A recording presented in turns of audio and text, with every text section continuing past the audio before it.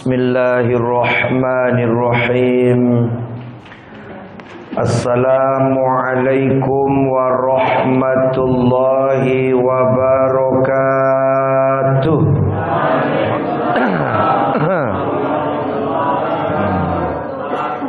Bapak Ibu sehat? Alhamdulillah. Dah makan? Ada yang sudah makan rupanya. Berbuka puasa ya. Alhamdulillahi rabbil alamin, allazi anzala as-sakinata fi qulubil mu'minin liyazdadu imanan ma'a imanihim. Asyhadu an la ilaha illallah wahdahu la syarikalah wa asyhadu anna Muhammadan abduhu wa rasuluh la nabiyya ba'dah. Allahumma salli wa sallim wa barik ala hadzal nabiyyil karim wa ala alihi wa ashabihi al-mujahidin at-thahirin, amma ba'du. Hujan tu Pak. Kipas. Air tu. Allahumma sayyiban nafi'an, Allahumma sayyiban nafi'an, Allahumma sayyiban nafi'an. Amma ba'd, qala Allah ta'ala fi kitabihil karim, a'udzu billahi minasy syaithanir rajim, bismillahirrahmanirrahim. Wa idza sa'alaka ibadi anni fa inni qarib ujibu da'watad da'i idza da'an falyastajibu li wal yu'minu bi la'allahum yarshudun. Shadaqallahul azim. Surah Al-Baqarah ayat 186. Yang saya hormati, kita muliakan Bapak Ketua RW, Bapak RW 11, Pak, jadi RW 7, Pak Eri 11. Jerry, Harry, enggak dekat namanya. Yang dekat-dekat nama ini cocok pula enggak? Yang saya hormati bapak-bapak pengurus masjid, bapak RT, tokoh-tokoh masyarakat, orang-orang tua saya, bapak ibu, hamba-hamba Allah yang soleh dan solehah. Semoga yang hadir ini insya-Allah senantiasa diberikan nikmat oleh Allah, barokah, hidayah dan ampunan Allah Subhanahu wa taala. Amin ya rabbal alamin. Alhamdulillah, kita bersyukur kepada Allah sampai hari ini kita masih diberikan nikmat, dan salah satu nikmat yang Allah berikan kepada kita adalah nikmat iman dan Islam. Asbab nikmat itu kita bisa hadir di masjid ini untuk solat berjamaah dan pengajian insya-Allah menjelang datang waktu solat Isya berjamaah insya-Allah. Kemudian berselawat kepada Rasulullah Nabi Muhammad sallallahu alaihi wasallam. Allahumma salli ala sayyidina Muhammad wa ala ali sayyidina Muhammad. Assalamu alayka ya Rasulullah. Bapak Ibu yang saya muliakan, kajian kita hari ini, malam ini merujuk kepada salah satu ayat dalam firman Allah surah Al-Baqarah ayat 186. Allah berfirman, A'udzu billahi minasy syaithanir rajim. Wa idza sa'alaka ibadi anni, dan apabila bertanya dari hambaku kepada engkau hai Muhammad, anni, tentang diriku. Kalau ada orang bertanya tentang Allah, itu maknanya fa inni qarib, maka jawablah Hai Muhammad, sesungguhnya aku ini amat dekat dengan hambaku. Jadi Allah mengkhabarkan bahwa Allah itu amat sangat dekat. Kalau ada orang bertanya, di mana Allah itu? Sedang apa Allah itu? Kan ada kadang-kadang sebagian aliran yang bertanya, mana Tuhan itu? Allah itu dekat dengan kita, bahkan lebih dekat dari urat leher kita. Dalam ayat yang lain Allah mengatakan, wa innahu alimum bizzatis sudur. Allah lebih tahu siapa kita dibandingkan diri kita sendiri. Siapa kita ni Bapak Ibu? Allah lebih tahu dibanding kita yang pemilik diri kita ini. Jadi kita ni walaupun punya kita, badan kita, tubuh kita, tapi kita tak mengenal diri kita 100%.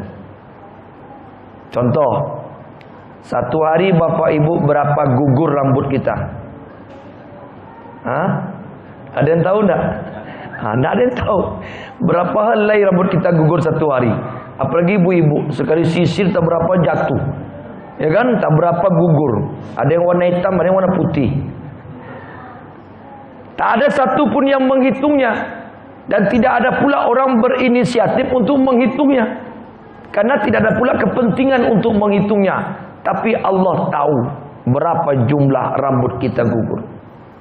Berapa jumlah pori-pori dalam tubuh kita. Tak ada yang tahu. Dan tak pernah satu pun manusia menghitung pori-porinya. Ngapa pula dihitung? Tidak. Emang tak ada pekerjaan lain. Ya kan? Tangan kita ini tak tahu berapa jumlah pori-porinya. Allah tahu berapa kali kita menghirup udara dalam satu hari satu malam. Kalau dihitung-hitung berapa tabung kita menghirup udara Allah, tak ada yang tahu. Tapi Allah tahu. Berapa kali detak jantung kita satu hari satu malam, tak ada yang tahu. Allah Maha tahu. Dan kapan detak jantung itu berhenti, tidak ada yang tahu. Tapi Allah Maha tahu. Jadi kalau ditanya di mana Allah tu amat dekat. Lebih dekat dari diri kita dan lebih tahu Allah siapa kita. Tapi kenapa Allah tak nampak? Ini kan pernah ditanya orang. Sebab agama-agama lain kan menampakkan Tuhannya. Kalau dalam Kristen ada simbol gambar Yesus disalib, itu Tuhannya. Kata sebagian orang Nasrani. Tapi sebagian orang Nasrani bilang itu bukan Tuhan kami, itu patung. Orang Hindu ada gambar agamanya, ada gambar Tuhannya, gambar dewanya. Buddha begitu juga dibentuk. Jadi pertanyaan itu pernah ditanya oleh Nabi Musa alaihi salam kepada Allah. Kata Nabi Musa, ya Allah, aku beriman pada engkau. Dan aku yakin seyakin-yakinnya dengan engkau. Tapi bolehkah aku melihat wujud engkau? Bukan berarti aku tidak beriman. Aku beriman pada engkau ya Allah. Tapi aku ingin bentukmu diperlihatkan, wujud engkau diperlihatkan. Maka Allah jawab, hai Musa, kalau aku lihatkan wajahmu, tak bisa kau melihatku. Coba kau lihat Bukit Tursina, pergi kau sana. Aku tunjukkan dulu cahayaku. Baru Allah tunjukkan nurnya, cahayanya, itu meletus Bukit Tursina. Jadi kalau Allah tampakkan bentuk wujud Allah, ini dunia ini hancur. Bukan Allah tak mau. Belum siap dunia ini menerima betapa kebesaran Allah dan agungnya Allah. Tak bisa bumi ini menerimanya. Hancur dia. Begitulah Allah subhanahu wa ta'ala. Karena Allah maha dekat, fa inni qarib. Allah tawarkan kepada kita hambanya, ujibu da'watad da'i iza da'an. Aku kabulkan. Ijabah, ujibu. Jadi aku ijabah, aku terima. Da'watad da'i, seruan orang yang berdoa iza da'an, jika kalian berdoa.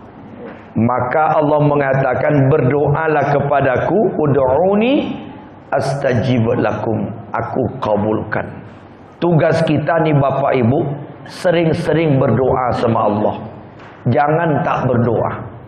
Salah satu orang sombong tidak mau meminta kepada Allah.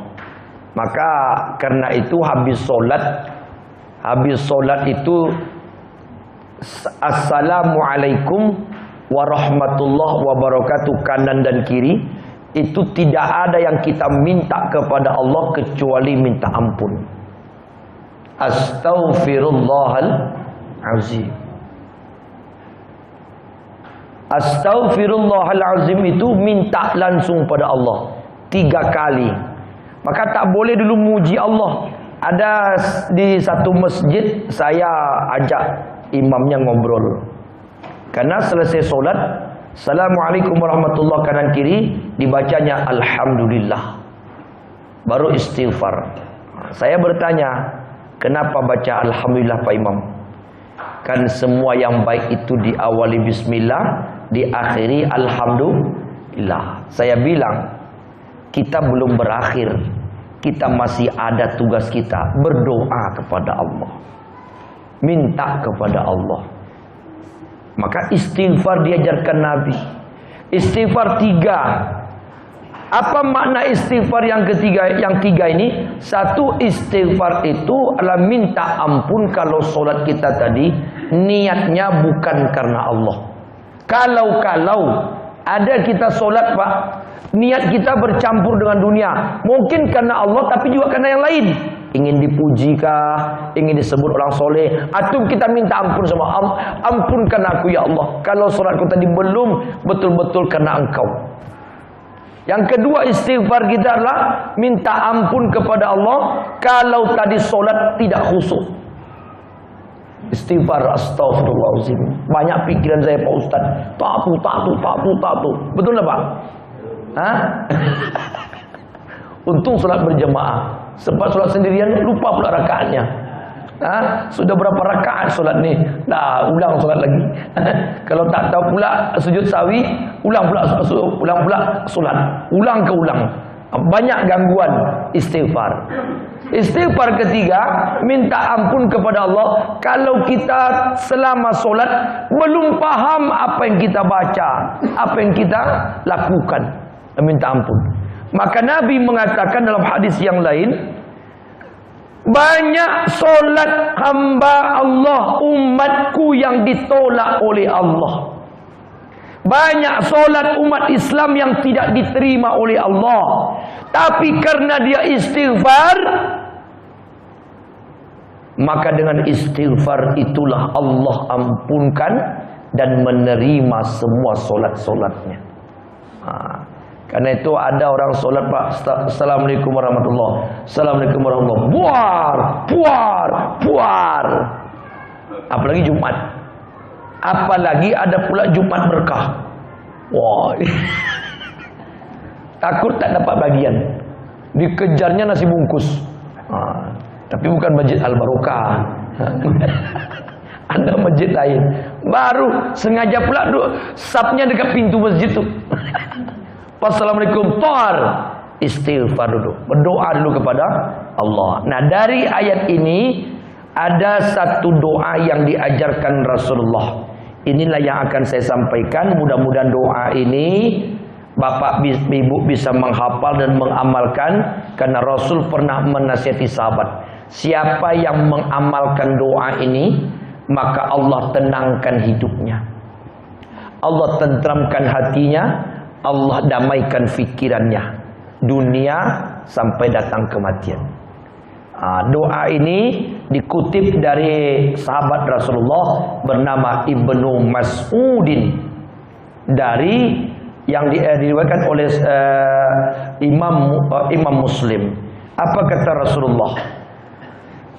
An Ibnu Mas'udin radhiyallahu an qala Rasulullah sallallahu alaihi wasallam, Allahumma inni as'alukal huda wat tuqa wal afafa wal ghina. Rawahu Muslim. Dapal Pak?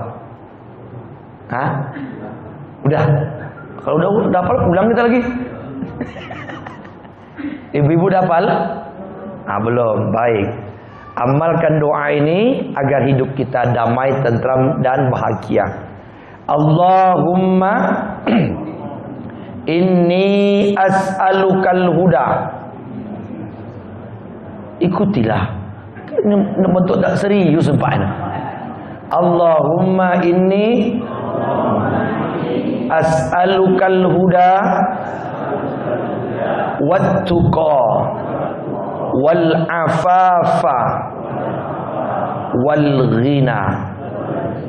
Nanti Pak yang merekam nih share doa itu ya. Satu doa amalkan. Baca olehmu, kata Rasulullah, setiap selesai solat fardu. Minimal selesai solat fardu. Itu minimal. Boleh dibaca habis solat sunat, habis kapan saja dibaca. Allahumma inni as'alukal huda wattuqa wal afafa wal ghina. Itu baca. Apa isi doa ini? Ada 4 doa kita, permintaan kita pada Allah. Yang pertama, Allahumma inni as'alukal huda. Ya Allah, Tuhan kami, sesungguhnya aku as'alukal huda. Aku meminta kepada Engkau huda. Huda itu petunjuk, hidayah. Minta petunjuk pada Allah. Hidup kita ni Bapak Ibu butuh petunjuk. Manusia ini hidup pertama sekali ke muka bumi buta. Tak tahu apa-apa. Tengok anak kecil, anak bayi. Anak bayi baru lahir, melihat tak? Melihat tak? Buta semua. Tak nampak. Walaupun matanya terbuka, dia tak nampak tu. Enggak nampak dia. Kabur. Dia masih tidak tahu apa-apa. Diginikan mata pun tak menoleh. Karena dia belum melihat. Belum sempurna. Buta dia. Beransur-ansur terang. Itu lahirnya. Lahir secara lahiriah. Secara ilmiah juga tak tahu apa-apa. Tak pandai bicara, tak pandai ngomong, tak pandai makan, tak pandai jalan. Tak tahu. Maka Allah turunkan huda. Allah turunkan petunjuk. Allah turunkan hidayah. Tahu mana hak, mana batil. Tahu mana yang benar, mana yang salah. Tahu mana perintah, mana larangan. Itulah gunanya huda. Kenapa hidayah yang pertama kita minta? Karena nikmat yang paling tinggi pertama sekali Allah berikan kepada hambanya adalah hidayah.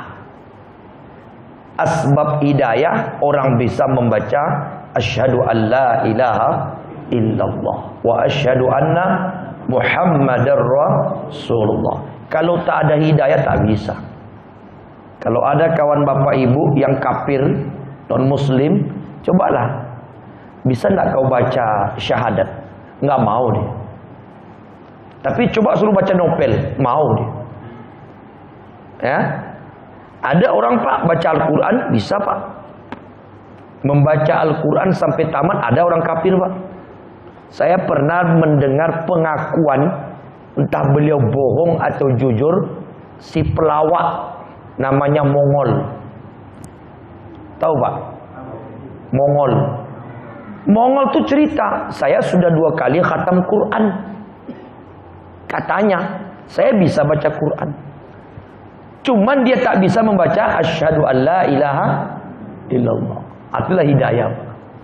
Orang Arab Bapak bilang tak bisa baca Quran, bisa. Jangan bilang Abu Thalib tak pandai baca Quran. Jangan bilang Abu Jahal tak pandai baca Quran. Jangan bilang Abu Lahab tak pandai baca Quran. Pandai. Yang tak pandai itu membaca asyhadu an la ilaha illallah. Buktinya ketika Umar bin Khattab menampar adik iparnya, menampar adik kandungnya sampai keluar darah dari mulutnya, apa yang kalian baca? Diambilnya. Kemudian adiknya mengatakan, tak boleh kau pegang. Ini suci sedangkan kau najis. Bersuci dulu. Setelah Umar bersuci, dia penasaran pula apa yang dibacanya. Dibukanya. lembaran-lembaran Al-Quran. Dibacanya Al-Quran. Terkejut Umar. Berarti Umar pandai baca Quran, karena Al-Quran berbahasa Arab. Innani anallah la ilaha illa ana fa'budni wa aqimis shalah li dzikri. Itu ayat yang dibaca oleh Umar bin Khattab dalam surat Toha ayat 14. Terdiam Umar, gemetar tangannya. Lalu Umar melembutkan suaranya. Ini bukan karangan Muhammad. Baru pertama ini saya membaca satu kalimat yang amat tinggi nilainya. Luar biasa. Saya yakin bukan Muhammad yang menulis ini. Hai adikku, tunjukkan di mana keberadaan Muhammad. Padahal sebelumnya Umar mau membunuh Nabi Muhammad tuh, mau dibunuhnya. Tapi berubah menjadi ingin bertemu. Tak bisa kau bertemu Muhammad, Rasul kami. Tunjukkanlah, aku ingin berbuat sesuatu yang baik padanya. Akhirnya tunjukkan, bertemu. Singkat cerita, Umar akhirnya masuk Islam, datang hidayah.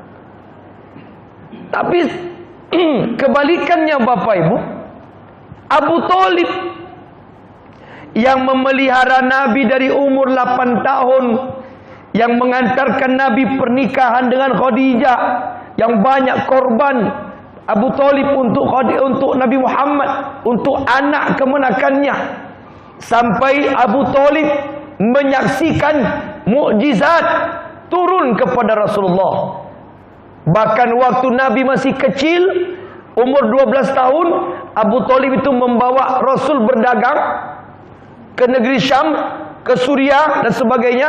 Itu bertemu dengan Bughairah, seorang pendeta, mengatakan, ini anakmu hai Abu Thalib. Ya, jaga dia baik-baik. Di dalam Injil tanda-tanda kerasulan ada pada dirinya. Artinya Abu Thalib tahu bahwa Nabi Muhammad, bahwa anaknya ini akan menjadi seorang Rasul. Lalu ketika Nabi jadi Rasul dan Abu Thalib tahu bahwa anaknya betul-betul sudah jadi seorang Rasul, dibimbing oleh Nabi membaca kalimat syahadat, Abu Thalib tak bisa membaca. Kenapa? Karena tidak dapat hidayah. Luar biasa Pak. Hidayah ini memang sesuatu yang unik. Begitu juga dengan Khalid bin Walid.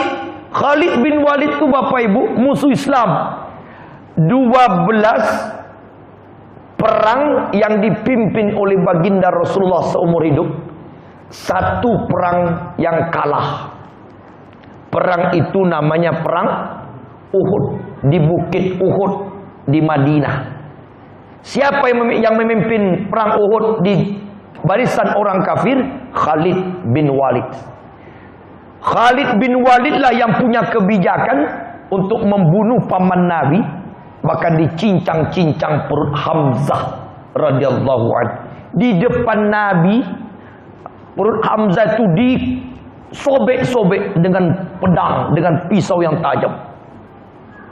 Isi perut Hamzah dicongkel di depan Nabi, dan Hindun di kalangan orang kafir datang mengambil jantung Hamzah dan dikulumnya di depan Nabi sambil berdarah. Darah itu masuk ke dalam mulut Hindun. Tapi akhirnya Hindun tidak jadi menelannya, dimuntahkannya. Kata Rasulullah ketika perang Uhud selesai, andaikan Hindun menelan tubuh pamanku, maka haramlah Hindun masuk neraka. Haram masuk neraka, karena tubuh Hamzah tidak boleh dibakar oleh api neraka, tapi Hindun memuntahkannya. Begitu. Tapi apa yang terjadi Bapak Ibu? Hindun dan Khalid bin Walid mengucapkan 2 kalimat syahadat, dapat hidayah.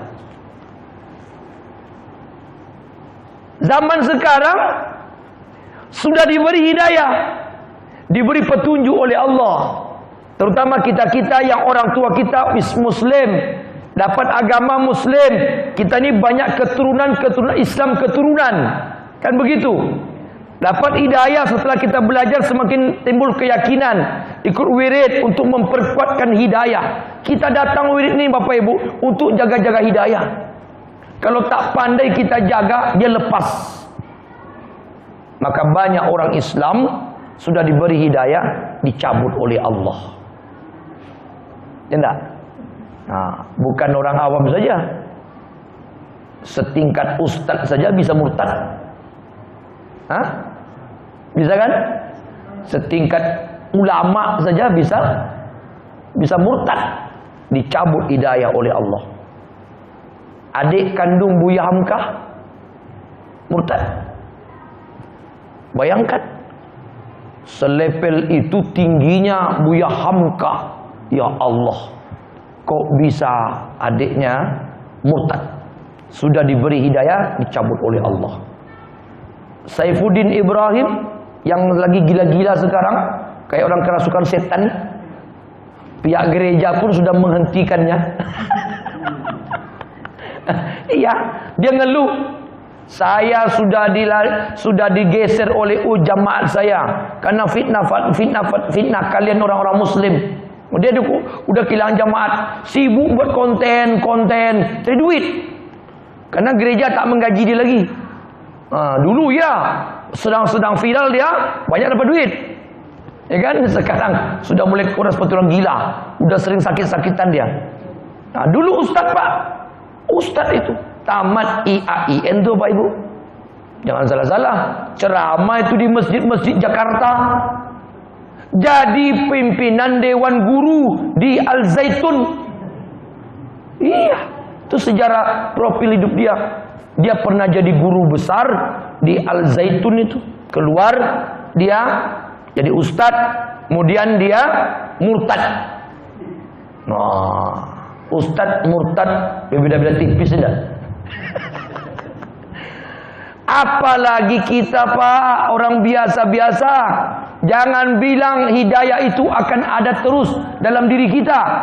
Kalaupun masih berakidah, setidak-tidaknya kalau kita tak pandai menjaga, hidayah syariat hilang. Dan itu beransur, berproses, nanti lama-lama mati dalam keadaan kafir. Berapa banyak orang Islam mati kafir. Solat tak pernah, ke masjid tak pernah, mati. Imam Syafi'i mengatakan dia mati kafir. Tapi dia belum murtad Pak Ustaz. Nabi sudah mengatakan dia sudah kafir. Karena ada beberapa jemaah bertanya, gimana Pak Ustaz, warga kami ada yang tak pernah sholat Pak Ustaz, tak pernah ke masjid, mati Pak Ustaz. Saya sampaikan, Imam Syafi'i mengatakan orang yang seperti ini haram disolatkan. Jadi siapa yang menyolatkan berdosa dia. Yang main-main Pak, sagan apa Ustaz? Sagan atau berdosa? Mau pilihlah. Dia tak pernah ke masjid, tak pernah solat, mati dia. Walaupun dia Muslim, kata Imam Syafi'i, haram menyolatkannya. Kata Syekh Imam Ibnu Taimiyah, dia tidak boleh dikuburkan di pemakaman orang Islam. Tak boleh, karena dia kafir. Dan jumhur ulama, Imam Malik, Imam Hanafi, Imam Hambali juga sepakat mengatakan, man tarkus sholata muta'ammidan faqad kafara jihara. Siapa yang sengaja meninggalkan solat, bahkan sering meninggalkan solat, dia sudah dicap oleh Nabi sebagai orang yang kafir. Ini hidayah dicabut. Bapak-bapak, ibu-ibu, ini yang berat. Ini yang berat. Yang berbahayanya, kita tidak tahu anak-anak kita nanti apakah besok solat mereka. Apakah mereka mau ke masjid? Apakah mereka mau beribadah? Apakah mereka mau mendoakan kita? Ini yang kita takut sekarang nih Pak. Karena itu saya sering mengajak jemaah, Bapak Ibu, maafkan saya kalau saya agak sedikit menyinggung sedikit. Kita kan banyak membawa diri kita ini ke masjid tanpa kita bawa anak-anak kita. Coba bawa anak kita, anak remaja kita, anak bujang kita, ibu-ibu bawa anak gadis. Coba kita ke masjid subuh, sibuk bangun subuh ini, anak ada bangun enggak? Karena kita nanti khawatir jangan-jangan bapak ibu soleh, anak kafir. Ini bahaya. Kita mati berharap dapat kiriman wesel doa anak dah pindah agama. Wallahu a'lam. Siapa yang menjamin bahwa anak kita akan mendoakan kita? Enggak ada, Pak. Karena itu kita tidak bisa banyak mengharap banyak kepada anak-anak. Bapak ibu jangan berharap banyak kepada anak. Jangan terlalu tergantung dengan doa anak. Karena belum tentu kita mati mereka mendoakan kita. Kalau kita ingin mereka mendoakan kita, dari sekarang kita ajak terus dia. Jaga hidayah itu. Nanti Allah cabut. Ya kan? Coba kita ramaikan. Ada bapak, ada ibu, ada anak. Enak. Yang sudah balik berakal maksudnya. Yang mahasiswa, yang SMA, yang sudah sanawiyah SMP, kan udah balik berakal. Coba kita ajak. Tapi alhamdulillah al-barakah termasuk anak-anak ramailah ke masjid, dijaga ketertibannya. Mau tertib. Masjid-masjid lain Pak, ada juga anak-anak datang. Yang datang anak-anak yang seharusnya kan mereka itu yang harusnya. Anak-anak 4 tahun, 5 tahun, 3 tahun ini kerjanya patuta, tutu. Sedang sholat tua. Itu jadi Pak. Yang lucunya anaknya umur 5 tahun ke masjid, bapak tak sholat. Ayolah tabalian. Baik, sampai situ ada pertanyaan, dipersilakan. Silakan. Bismillah. Silakan Pak Ketua.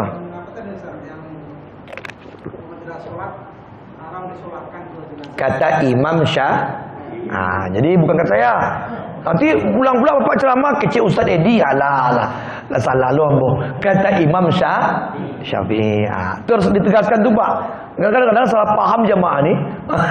Silakan.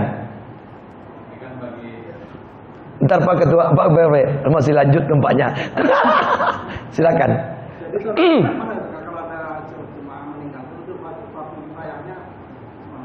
Ya itu. Itu yang saya bilang tadi itu. Karena segan syariat dilanggar. Kan begitu. Sama seperti ini loh Pak. Coba maaf ya, sama seperti ini. Orang pesta, ya kan, sampai malam joget-joget, ta tu tu ta, siapa yang melarang? Pak RW di situ ada, Pak RT di situ ada. Siapa yang melarang? Tapi bukan Pak RW sini ya. Ada tuh mas itu. Karena pernah saya menegur, itu kenapa anak-anak muda tuh siapa yang melarang Pak Ustaz? Sponsor Pak RW. Ayolah tabedo.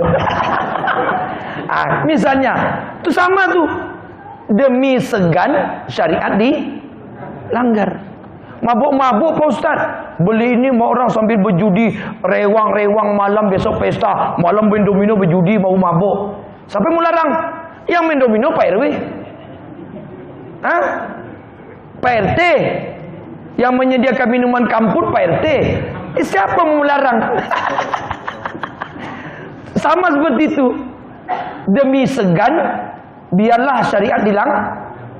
Sama gitu Pak. Bagaimana solusinya? Berundinglah masyarakat sini. Nanti kalau selesai saya tegaskan, enggak usah. Nanti tersinggung pula orang sana. Itu saya kurang ajar tuh. Padahal disampaikan yang benar. Orang sekarang ini banyak enggak siap benar, maunya siap enak. Ya Pak ya. Berundinglah Pak RT, Pak Ketua Masjid, Pak RW, gimana sih mayatnya? Ke Mas Haji enggak pernah. Solat enggak, Pak campan ke sini siap.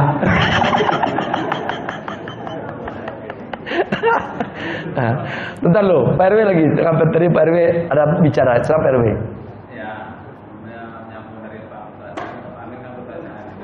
Ya. Ya.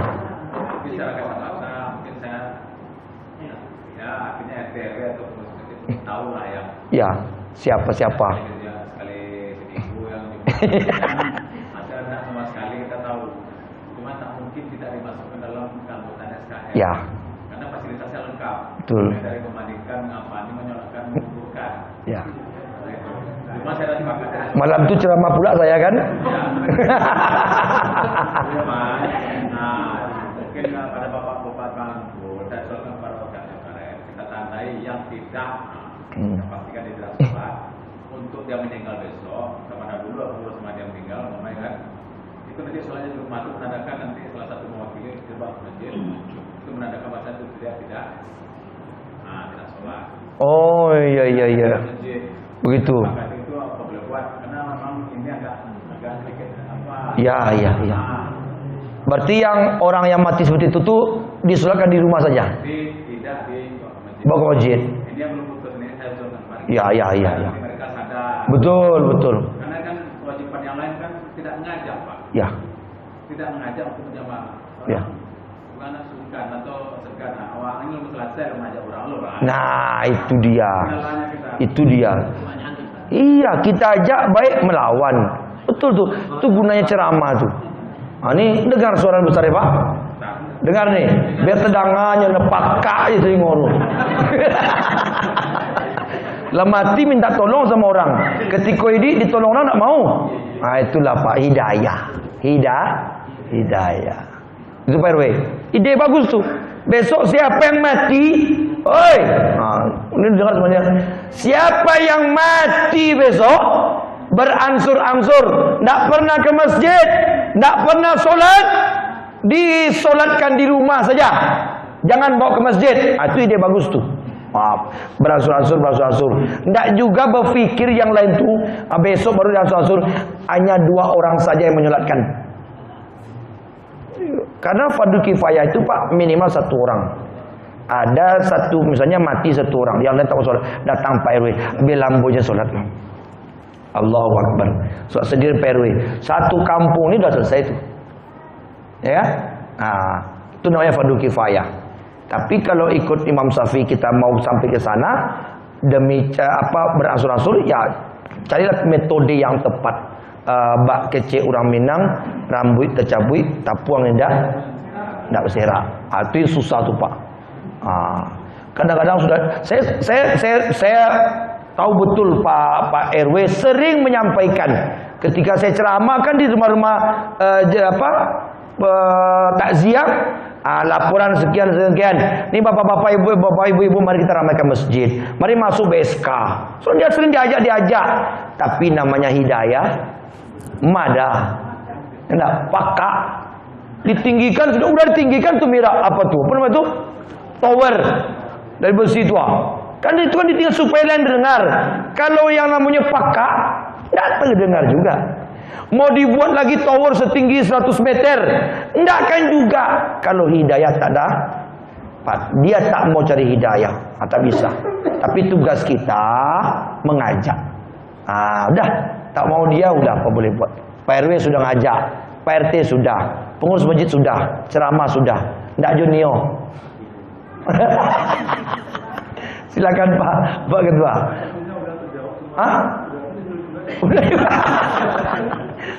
Berarti satu ide ya. Ibu-ibu ada pertanyaan?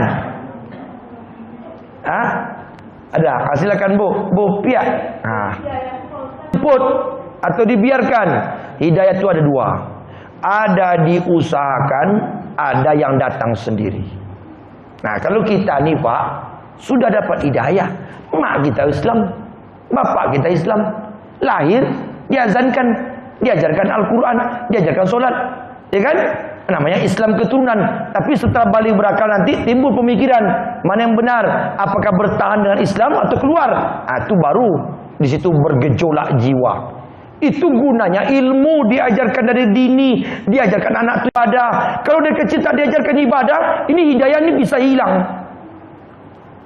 Bapak tak solat, mak tak solat, anak tak disekolahkan tempat yang baik, tak diajarkan ngaji, tak diajarkan ini. Bingung dia. Nengok bapak tak solat, berjudi, merampok, memukul, main tampar. Anak dia. Ustaz Edi ni Pak, betul. Saya mau komunikasi Pak, apa minta bantuan, silakan. Semua cerita, singkat cerita. Adik mau apa? Saya mau masuk Islam. Oh, senang saya belum. Saya tengok dulu ya siapa dia nih. Kamu agama apa sekarang sebelum masuk Islam nih? Katolik Pak. Kamu Kristen? Iya. Kenapa masuk Islam? Mau nikah Ustaz? Oh enggak usah. Langsung saya patahkan, enggak usah. Calonmu itu muslimah ya? Perempuan ya? Iya. Maka saya masuk Islam. Enggak usah. Saya tidak akan membimbing engkau masuk Islam. Kalau mau nikah baru kau masuk Islam, enggak usah. Kau cari ustaz lain aja. Maaf ya, saya tak bisa. Tapi sebelum kau pulang, saya menasihati saja. Sebaiknya kamu tuh tak usah masuk Islam. Kamu belajar Injil baik-baik, kamu ke gereja rajin-rajin, dan cari yang seagama denganmu. Jangan cari orang Islam. Dah, minta maaf saya, pulanglah. Nah, ada tuh Pak, modus itu, mau nikah baru masuk Islam. Setelah nikah, orang kita dibawa Kristen. Berapa banyak muslimah perempuan Islam murtad gara-gara nikah itulah.